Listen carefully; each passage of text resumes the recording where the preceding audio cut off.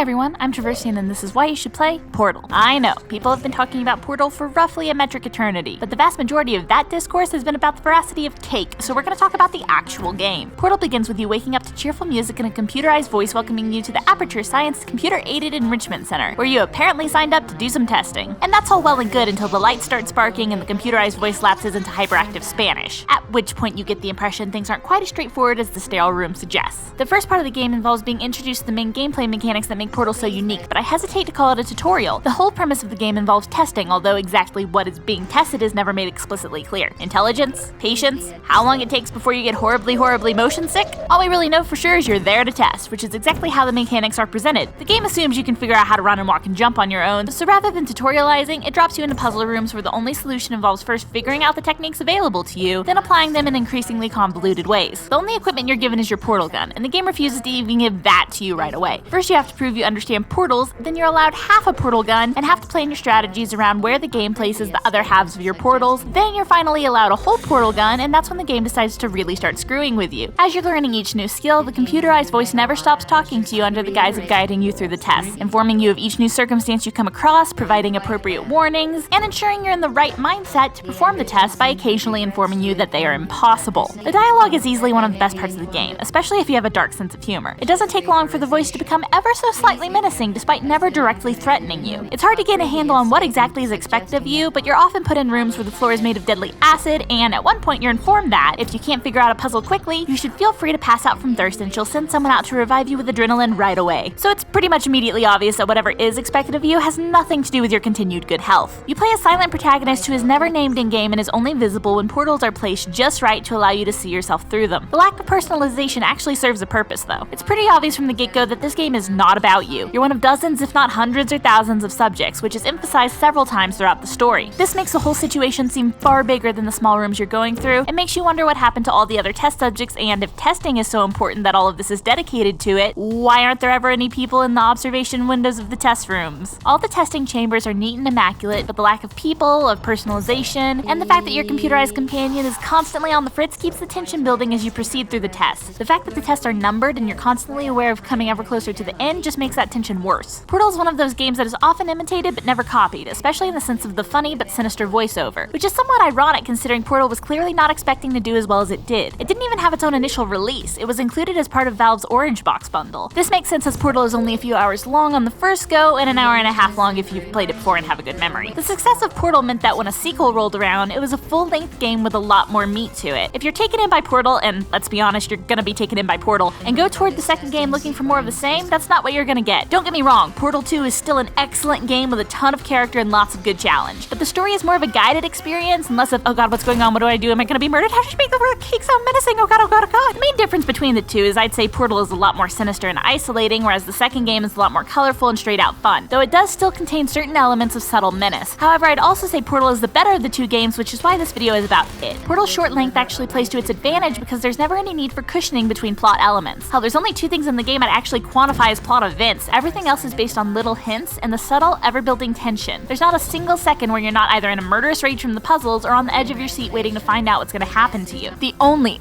criticism I can think of for this game is the load and respawn times. There are certain pre-established load locations, and even though the load times in this game aren't the worst I've encountered, Sly Cooper Thieves in Time still holds that trophy, they are the most jarring. The majority of them take place in the elevators between the levels, which means you're coming in with a rush of enthusiastic success and a desire to tackle the next challenge, and for a few seconds you just have to sit there with no intellectual stimulation at all, which can definitely put a stop to your momentum. When it comes to dying horribly and respawning, the game doesn't actually do it automatically. You can lie at the bottom of an acid pool and reflect on your terrible life choices indefinitely. Respawning requires you to click or press a button depending on your gaming choice, and if you're used to automatic respawning, you will almost definitely sit there for a few seconds every time this happens, just waiting, which is gonna piss you off even more than the puzzles, especially when the load times last just that little bit too long. That's it. That's all the negative things I can say about this game. The only bad parts are when you can't play it. Every bit of gameplay and story is a great time, especially if you're into puzzles, platforming, and dark humor. Portal was initially released on PC and Xbox 360, with a PlayStation 3 release coming a few months later. All as a part of Valve's Orange Box bundle, which contains 4 other games. It was later released on its own on PC as an Xbox Live Arcade exclusive called Portal Still Alive, and is also available on Macs and even certain Android devices. Both the Orange Box and Portal Still Alive, which contains new challenges and achievements though no additional story content, are backwards compatible and available to play on the Xbox One. If you want a challenge that'll make you laugh while looking over your shoulder, Portal is what you're looking for.